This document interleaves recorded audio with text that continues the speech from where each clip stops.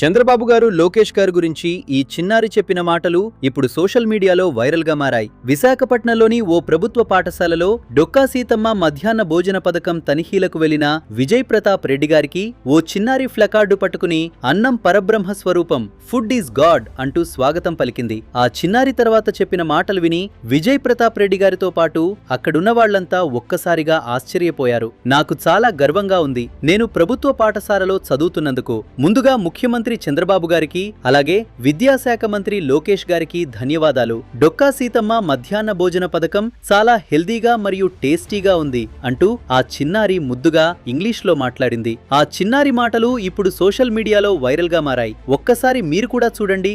అన్నం పరబ్రహ్మ స్వరూపం, food is God. Commissioner, we are very happy to see you, sir. My name is Sandhya. I'm studying 3rd class, sir.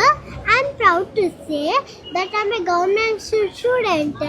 I'm thankful to Government of Andhra Pradesh and CM Sri Chandrababu Naidu garu.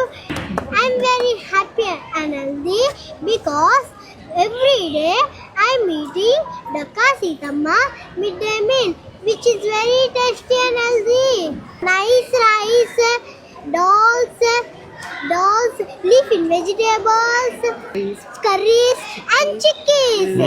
Government is also giving boiled egg every day, which very healthy. Yes. Once again, I'm thankful to Government of Andhra Pradesh. Thank you, sir.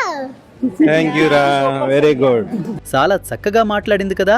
ఈ చిన్నారి గురించి మీ అభిప్రాయం ఏంటి? కామెంట్లో తప్పకుండా చెప్పండి.